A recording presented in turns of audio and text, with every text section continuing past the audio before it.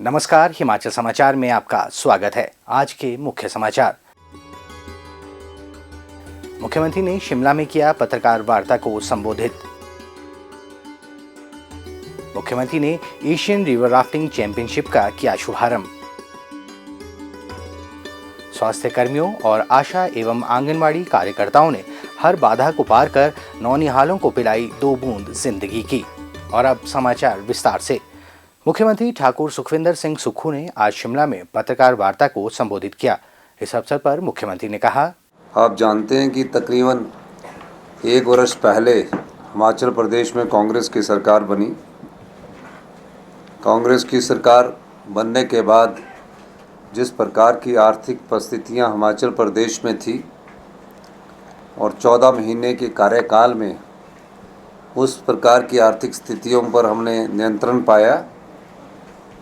जिस प्रदेश पर 75,000 करोड़ रुपए का कर्ज चढ़ा हो और 10,000 करोड़ रुपए की सरकारी कर्मचारी और अधिकारियों की लायबिलिटीज़ हो, उसके बाद दिन प्रतिदिन का खर्चा करने की जिस प्रदेश के पास धन ना हो, अपनी नीतियों के द्वारा, अपने कार्यक्रम के द्वारा हमने इस आर्थिक समस्या का सामना किया। उसके बाद प्रदेश में फिर आपदा आई।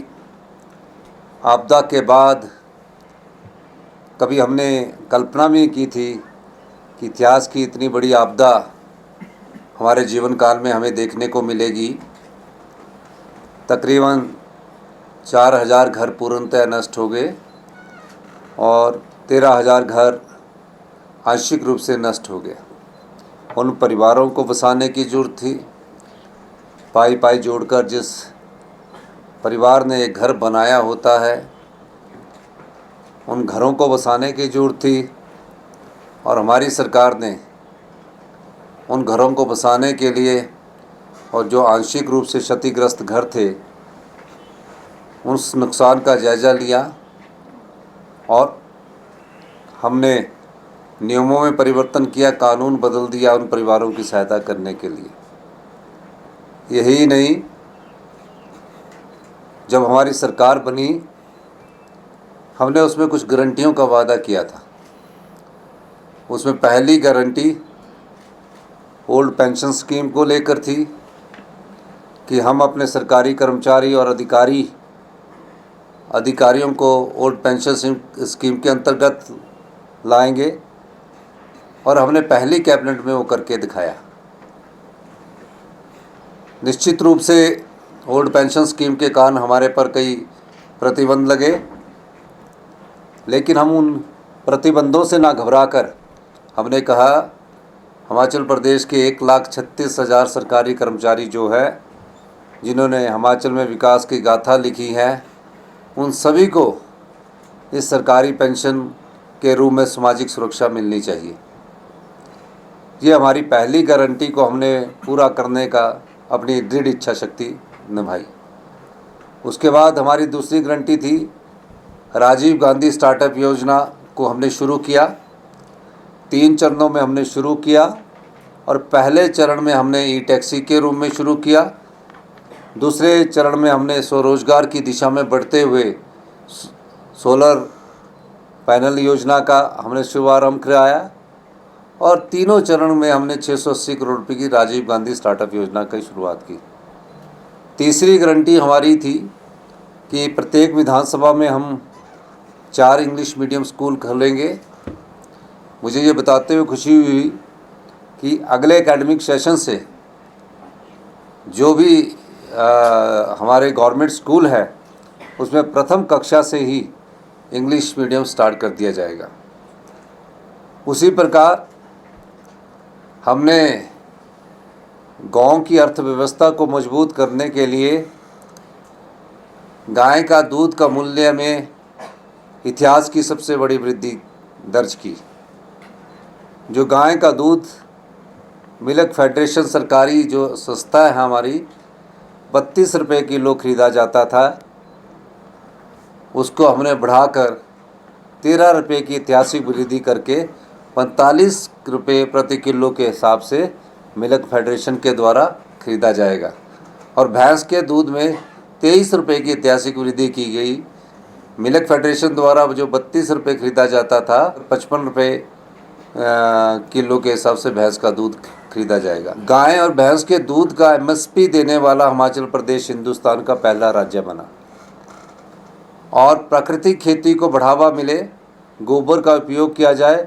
गोबर से की जाने वाली खेती पर भी हमने प्राकृतिक खेती के रूप में 40 रुपये किलो के हिसाब से गेहूँ और 30 रुपये किलो के हिसाब से मक्का की खरीदने की हमने योजना बनाई।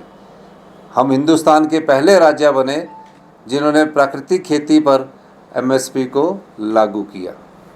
इस प्रकार इन योजनाओं का दायरा बढ़ता गया।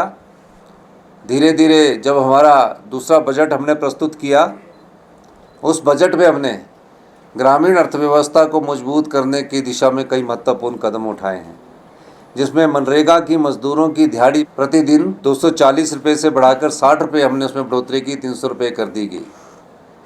कई बार देखा गया राजनीतिक क्षेत्र में सब चीज़ें 5 वर्ष के भीतर में की जानी होती है और 5 वर्ष के भीतर में की जाने के लिए हमें जनता द्वारा 5 वर्ष के लिए चुनकर भेजा गया। लेकिन मुझे ये बताते हुए खुशी हो रही है कि हम इस प्रेस कॉन्फ्रेंस के माध्यम से हमारी 5वीं गारंटी को पूरा करने जा रहे हैं। वो गारंटी बार बार, क्योंकि विधानसभा के सत्र के समय जब मैंने बजट का रिप्लाई देना था उस समय इसकी घोषणा करनी थी, लेकिन हो हल्ला के बीच में वो घोषणा करना मैंने उचित नहीं समझा। आज हम जो हमारी बेटियां 18 साल से ऊपर की उम्र पार कर चुकी है और उनके जीवन भर तक, जब तक वो इस संसार में रहेंगी, 18 साल से ऊपर की 80 साल तक की सभी जो हमारी महिलाएं हैं उनको हम इस वित्तीय वर्ष में 1500 रुपये मासिक पेंशन देने की घोषणा करते हैं।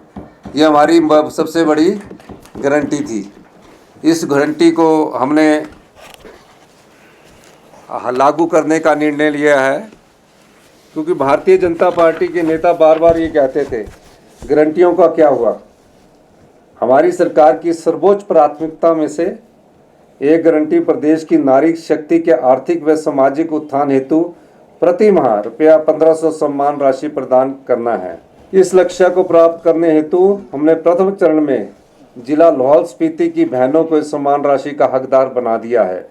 इस कड़ी में एक कदम आगे बढ़कर हमने प्रदेश की लगभग 2,45,000 बहनें व माताएं जो रुपया 1100 व 1150 प्रति माह पेंशन प्राप्त कर रही थी को भी रुपया 1500 प्रति माह पेंशन 1 फरवरी 2024 से प्रदान कर दी गई है।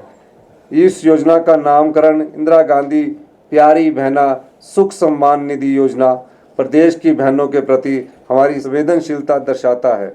इस वचन पूर्ति हेतु हमारी प्रतिबद्धता अटूट है। मैं इस योजना को जिला लाहौल स्पीति के बाद पूरे प्रदेश में लागू करने की घोषणा करता हूं। इसके अंतर्गत प्रदेश के सभी परिवार सीधे सीधे जुड़ेंगे। इस योजना द्वारा हम प्रत्येक परिवार से 18 से 60 आयु वर्ग की बहनों को अगले वित्त वर्ष से इंदिरा गांधी प्यारी बहना सुख सम्मान निधि योजना प्रदान करने का वचन दे रहे हैं। ये गारंटी हमने दी थी और आज हम इस गारंटी को पूरा करने की कोशिश कर रहे हैं। मुख्यमंत्री ठाकुर सुखविंदर सिंह सुक्खू ने आज शिमला के ऐतिहासिक रिज मैदान से 4 से 9 मार्च 2024 तक बसंतपुर के निकट सतलुज नदी में आयोजित की जा रही एशियन रिवर राफ्टिंग चैंपियनशिप में भाग लेने वाली टीमों को हरी झंडी दिखाकर चैंपियनशिप का शुभारंभ किया। इस प्रतियोगिता में Nepal, Bhutan, Sri Lanka, Iran, Iraq, Tajikistan, Kazakhstan तथा इंडोनेशिया सहित 20 टीमें भाग ले रही हैं। ठाकुर सुखविंदर सिंह सुक्खू ने कहा कि प्रदेश सरकार राज्य में पर्यटन को बढ़ावा देने के लिए प्रतिबद्ध है। हाल ही में जिला हमीरपुर के नादौन में राफ्टिंग मैराथन और गत वर्ष जिला शिमला के जुनगा में पैराग्लाइडिंग प्रतियोगिता का सफल आयोजन किया गया। राज्य में लोगों को रोजगार और स्वरोजगार के अवसर उपलब्ध करवाने के लिए साहसिक खेल गतिविधियों का आयोजन करवाया जा रहा है। इससे प्रदेश में राजस्व बढ़ोतरी के साथ साथ लोगों की आर्थिकी भी सुदृढ़ होती है। हमारी सरकार बनी है, हमने अपने प्रायोरिटी सेक्टर को 2 भागों में बांटा है।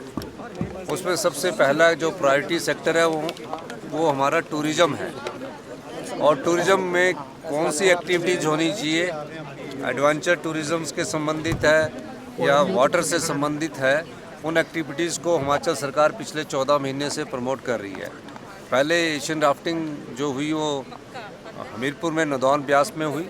ये दूसरी एशियन राफ्टिंग जो है जो आज सुन्नी से स्टार्ट हो रही है, इससे टूरिज़्म को भी बढ़ावा मिलेगा। इसके लिए मैं हमारे टूरिज़्म डिपार्टमेंट और जो इनके हमारे अधिकारी हैं उनको बहुत बहुत शुभकामनाएं देता हूं। मुख्यमंत्री ने कहा कि पर्यटन क्षेत्र राज्य की अर्थव्यवस्था का आधार है। इससे हजारों परिवार प्रत्यक्ष और अप्रत्यक्ष रूप से जुड़े हुए हैं। उन्होंने कहा कि प्रदेश सरकार पर्यटन क्षेत्र की अधोसंरचना को मजबूत कर राज्य में पर्यटकों की आवाजाही को बढ़ाने के लिए दृढ़ प्रयास कर रही है, ताकि एक वर्ष में 5 करोड़ पर्यटकों के आगमन का लक्ष्य हासिल किया जा सके। पत्रकारों से अनौपचारिक बातचीत करते हुए शानन जल विद्युत परियोजना से संबंधित पूछे गए एक प्रश्न के उत्तर में मुख्यमंत्री ने कहा, कैबिनेट में हमने फैसला किया है कि हमें भारत सरकार से एक चिट्ठी आई है जिसमें उन्होंने कहा कि अभी कोई आप इस पर कार्रवाई ना करें, और जो सुप्रीम कोर्ट में हमारा जो पंजाब सरकार गई है उस सिलसिले में हम उनसे संवाद स्थापित करेंगे और सुप्रीम कोर्ट में हम अपने वकील के माध्यम से वो लड़ाई भी हम लड़ेंगे। प्रदेश के स्वास्थ्य कर्मियों और आशा एवं आंगनबाड़ी कार्यकर्ताओं के बुलंद हौसलों ने हिमाचल में राष्ट्रीय पल्स पोलियो टीकाकरण अभियान को सफल बनाया। प्रदेश सरकार स्वास्थ्य और हंसता खेलता बचपन सुनिश्चित कर स्वस्थ हिमाचल और स्वस्थ समाज की संकल्पना को साकार कर रही है। पल्स पोलियो अभियान से कोई भी बच्चा ना छूटे, इसके लिए स्वास्थ्यकर्मी, आशा एवं आंगनबाड़ी कार्यकर्ता हिमपात और भारी वर्षा में भी मजबूत कदमों से स्वास्थ्य केंद्रों और बूथों तक पहुंचे। प्रतिकूल मौसम के बावजूद प्रदेश के दुर्गम इलाकों में भी बच्चों को पोलियो ड्रॉप्स पिलाई गई। जिला कुल्लू के दुर्गम क्षेत्रों में भी बच्चों को 2 बूंद जिंदगी की पिलाई गई। कुल्लू जिला में जिला स्तरीय पल्स पोलियो अभियान के तहत 0 से 5 वर्ष आयु वर्ग के 31,521 बच्चों को पोलियो ड्रॉप्स पिलाई गई। स्वास्थ्य विभाग के द्वारा जो है जगह जगह पोस्टर लगाए गए हैं, जो जागरूकता दी गई है, उसके कारण मुझे लगता है कि मैक्सिमम जो लोग हैं आज के टाइम में सभी जागरूक हो चुके हैं कि हमें अपने बच्चों को जो है पोलियो पिलाना चाहिए, ताकि बच्चे को कोई प्रॉब्लम ना हो। जिला में 402 बूथ स्थापित कर 804 दलों का गठन कर 1,607 कर्मियों को तैनात किया गया था। ऊंचाई वाले क्षेत्रों में भारी बर्फबारी के बावजूद लगभग 3 दर्जन से अधिक पल्स पोलियो बूथों पर 10 बजे पूर्व ही आशा वर्कर, आंगनबाड़ी कार्यकर्ता व स्वास्थ्य कर्मी पल्स पोलियो ड्रॉप्स पिलाने के लिए तैनात थे। स्वास्थ्य कर्मियों, आशा एवं आंगनबाड़ी कार्यकर्ताओं के बुलंद हौसलों ने समाज को यह संदेश दिया कि मन में अगर समाज सेवा का भाव है तो हर चुनौती आपके सामने घुटने टेक देती है। हिमाचल समाचार देखने के लिए सब्सक्राइब करें यूट्यूब चैनल हिमाचल समाचार, फॉलो करें x@DPRHP, लाइक करें Facebook page information and public relations department Himachal Pradesh, follow करें इंस्टाग्राम @DIPR हिमाचल, विजिट करें वेबसाइट www.himachalpr.gov.in। इस अंक में इतना ही। कल फिर होगी मुलाकात। दीजिए इजाज़त। नमस्कार।